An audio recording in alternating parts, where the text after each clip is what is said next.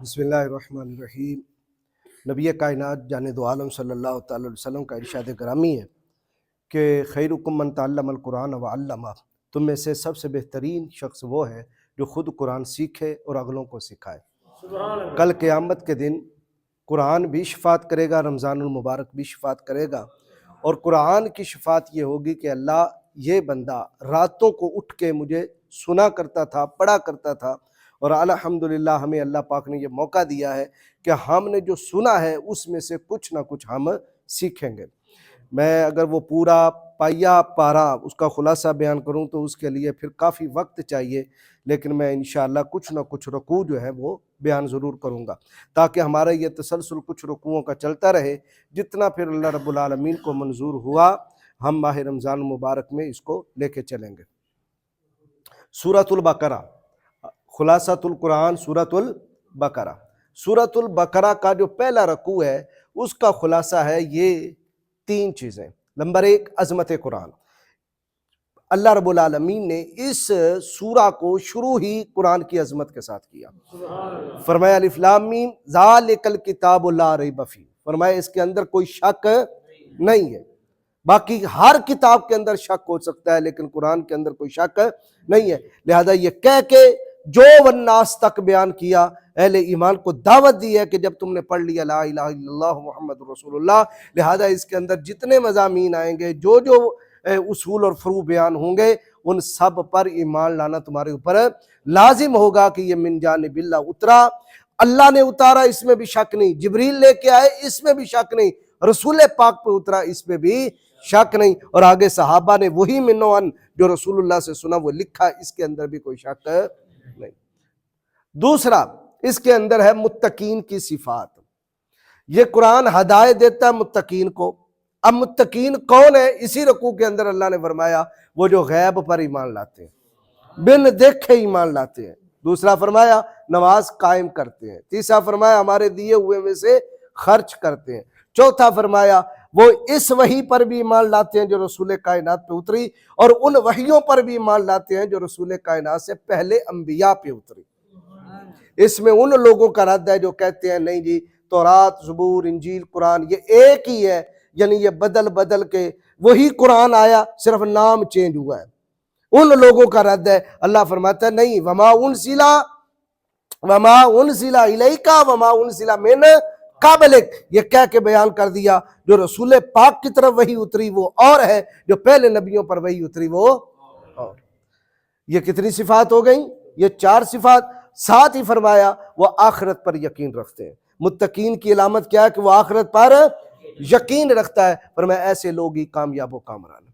اسی کے ساتھ اللہ نے کفار کے متعلق عذاب عظیم کی وعید سنائی، فرمایا ان کے آنکھوں پہ بھی پردہ ہے، کانوں پہ بھی پردہ ہے، دلوں پر بھی موریں لگ گئی ہیں، اور ان کے لیے دردناک اور بڑا عذاب تیار کر رکھا ہے۔ یہ ہے پہلے رکوع کا خلاصہ۔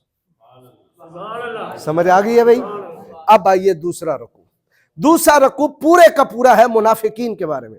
منافق کس کو کہتے ہیں؟ سادہ سی تعریف ہے، اندر اور باہر اور۔ اندر سے کفر ہے، کفر سے یاری ہے، کفر چاہتا ہے، کافروں کے ساتھ اس کی ملاقاتیں ہیں، کافروں کے ساتھ اس کی دوستیاں ہیں، لیکن زبان پہ اس کا جناب والا ترانے عشق کے ہیں، ترانے ایمان کے ہیں۔ ایسا بندہ کیا ہے؟ منافق۔ اس کی علامات کو اللہ نے چند علامتیں اس رکوع کے اندر بیان کی۔ نمبر 1، وہ نہیں کرے گا جو اللہ کا رسول چاہے گا، یہ پہلی علامت ہے، بلکہ وہ اپنے تائیں کر کے کہے گا میں اصل میں اصلاح چاہتا ہوں، آپ ذرا اختلاف چاہتے ہیں۔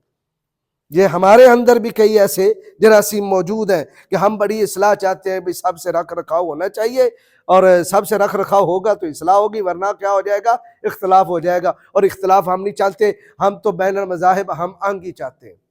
سمجھ آ رہی ہے بات کی؟ ایک علامت۔ دوسری علامت کیا ہے؟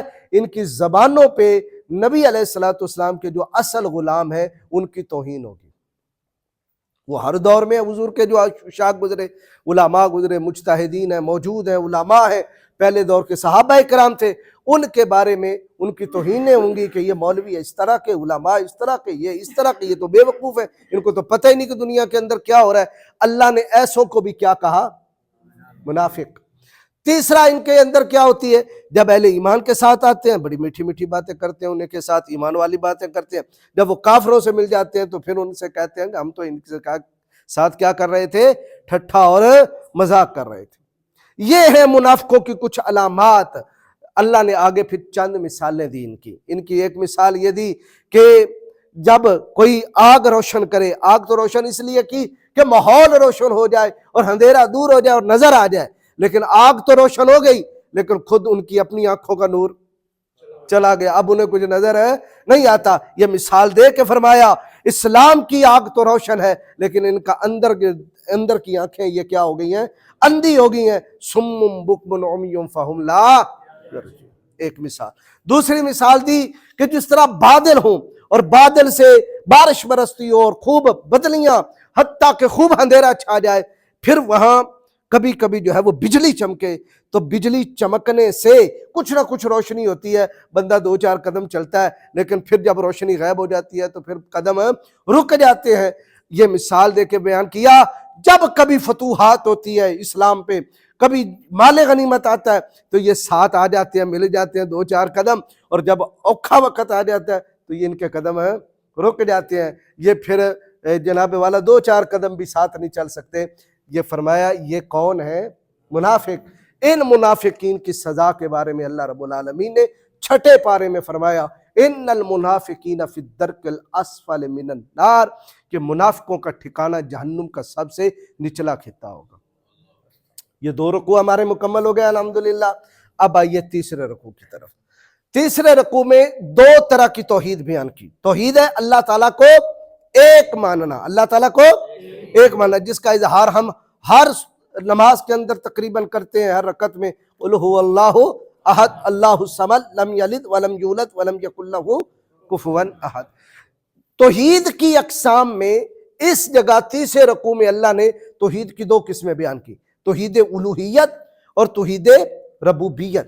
الوہیت کہتے ہیں عبادت کرنے کو، یعنی عبادت جس کی جائے وہ ذات بھی ایک ہی ہے، کوئی اور ذات نہیں ہے جس کی عبادت کی جائے۔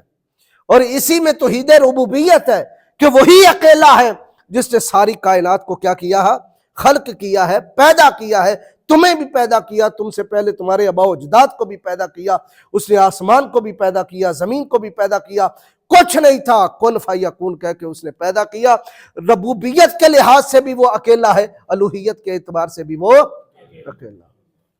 یہ بات چیز سمجھ آ گئی۔ پھر ساتھ ہی عظمت قرآن، پہلے رکوع میں بھی عظمت قرآن وہ اور اعتبار سے تھی اور شان تھی، اب یہاں فرمایا اے اہل مکہ تمہیں اگر میرے محبوب پہ اترے ہوئے قرآن کے بارے میں شک ہے تو لاؤ پھر اس جیسی کوئی ایک صورت تو بنا لاؤ، تم سارے اکٹھے بھی ہو جاؤ گے، تم اس کے مقابلے میں صورت نہیں لا سکتے، جب تم لا ہی نہیں سکتے تو پھر مان لو۔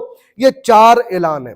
ایک جگہ پہ فرمایا کہ لاؤ پورے قرآن کے مقابلے میں لاؤ، دوسری جگہ فرمایا پورے قرآن کے مقابلے میں نہیں لا سکتے تو 10 چھوٹی چھوٹی صورتیں لے آؤ، تیسری جگہ فرمایا 10 چھوٹی صورتیں نہیں لا سکتے تو ایک ہی صورت لے آؤ، اِنَّا آتَيْنَاكَ الْكَوْثَرَ فَصَلِّ لِرَبِّكَ وَانْحَرْ إِنَّ شَانِئَكَ هُوَ الْأَبْتَرُ، اسی کی جتنی 3 آیتوں جتنی صورت لے آؤ۔ اگر یہ بھی نہیں کر سکتے فَلْيَأْتُوا بِحَدِيثٍ مِّثْلِهِ إِن كَانُوا صَادِقِينَ، اگر تم پورا قرآن نہیں لا سکتے، 10 صورتیں نہیں لا سکتے، ایک صورت بنا کے نہیں لا سکتے، چلو سارے کٹھے ہو جاؤ ایک آیت ہی بنا لاؤ۔ لیکن آج تک یہ قرآن کا دعویٰ باقی ہے لیکن اس کا کوئی توڑ نہیں کر سکتا، یہ قرآن کی حقانیت ہے۔ پھر ساتھ ہی اسی رکوع میں اللہ نے اہل ایمان کا انجام بیان کیا ہے کہ وہ جو قرآن پر ایمان لاتے ہیں اور اللہ کی ساری باتوں پر ایمان لاتے ہیں ان کا انجام کیا ہوگا، وہ ایسی جنتوں میں ہوں گے جن کے نیچے نہریں بہتی ہوں گی اور اس قسم کے پھل ہوں گے ملتے جلتے کہ جب وہ کھائیں گے تو کہیں گے اس جیسا تو پھل ہم نے دنیا میں بھی کھایا تھا۔ وہ آم کھائیں گے، سیب کھائیں گے، کیلا کھائیں گے، کہیں گے اس جیسا تو کیلا ہم نے دنیا میں کھایا تھا، لیکن جب وہ چھیل کے اس کو چکھیں گے اس کا ذائقہ ہی کچھ اور ہوگا، مالٹے کا ذائقہ ہی کچھ اور ہوگا، سیب کا ذائقہ ہی کچھ اور، شکل ملتی جلتی ہوگی لیکن اس کے ذائقے کچھ اور ہوں گے۔ اور فرمایا ان کے لیے ہم نے نیک بیویاں بنائی ہیں، اور آگے ارشاد فرمایا وہ ہمیشہ ہمیشہ جنتوں کے اندر رہیں گے۔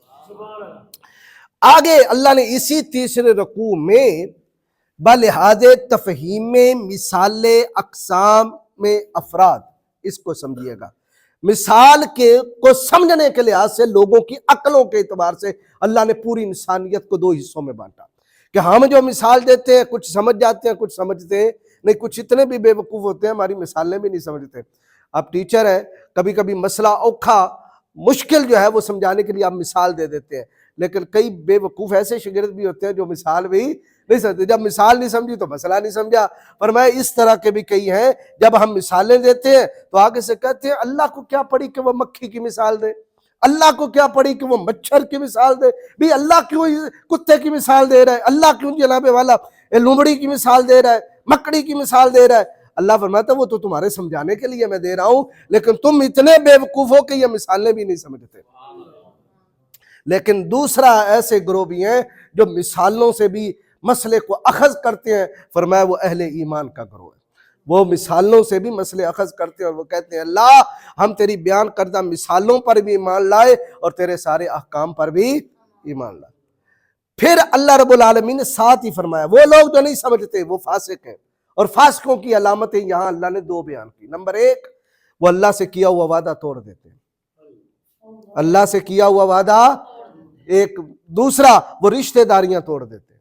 ایسے بھی بندے ہیں جو بڑے نمازی ہوں گے، حاجی ہوں گے، زکوٰۃ دینے والے، صدقات دینے والے، لیکن رشتہ داروں سے وہ جناب والا اتنا دور ہے کہ وہ کہتے ہیں کہ بعد المشرقین ہی ہو جائے، یہ بندہ مشرق میں ہو میں مغرب میں ہوں۔ لیکن ہمارا اسلام توڑنے نہیں آیا بلکہ جوڑنے آیا ہے۔ تو برائے فصل کردن آمدی، از برائے فصل کردن آمدی، تو توڑنے نہیں آیا، تو بندوں کو جوڑنے آیا۔ پھر آگے انسانی زندگی کے مختلف مراحل کو اللہ نے اس تیسرے رکوع میں بیان کیا۔ یہ تیسرا ہمارا رکوع چل رہا ہے۔ 4 مراحل ہیں ہماری زندگی کے۔ نمبر 1، کنتم امواتن، ہم مردہ تھے، کچھ نہیں تھے، لا شیء، ایک ایسی زندگی گزر گئی ہے ہماری کہ ہم کوئی شے نہیں تھے، یہ پیدا ہونے سے پہلے عالم ارواح کے اندر۔ دوسرا فرمایا فَأَحْيَاكُمْ، اللہ نے تمہیں زندہ کیا، یہ آج ہم زندہ ہیں۔ ثُمَّ يُمِيتُكُمْ، پھر وہ تمہیں مارے گا، موت آ جائے گی۔ ثُمَّ يُحْيِيكُمْ، پھر وہ تمہیں زندہ کر دے گا، یہ قبروں کی زندگی ہوگی۔ پھر آگے فرمایا ثُمَّ إِلَيْهِ تُرْجَعُونَ، پھر تم اس کی طرف لوٹ جاؤ گے۔ کتنے مراحل اللہ نے بیان کیے؟ 4، یعنی یہ 4 وہ ہیں جو ہمارے ہوش میں ہیں، اور ایک ہمارے ہوش سے بھی پہلے ہے، وہ قطرہ ناپاک میں جب تھے یا روحیں تھیں یا اس وقت ہم اس کا شعور نہیں رکھتے۔ یہ اللہ نے بیان کر کے کہا کہ جب اللہ نے تمہیں لا شیء سے شیء بنا دیا، ایک قطرے سے اتنا بڑا خوبصورت بنا دیا، وہ احسن تقویم بنا دیا، اور تمہیں طاقتیں دی، تمہیں آنکھیں دی، تمہیں نظریں دی، تمہیں سماعتیں دی، ہر چیز دی، پھر تم اللہ کو چھوڑ کے کدھر بھاگ رہے ہو؟ آؤ پھر اسی کی طرف، لَئِن شَكَرْتُمْ لَأَزِيدَنَّكُمْ، جس نے بن مانگے تمہیں اتنا دیا، جب تم شکر کرو گے تو وہ تمہیں اور زیادہ عطا کرے گا۔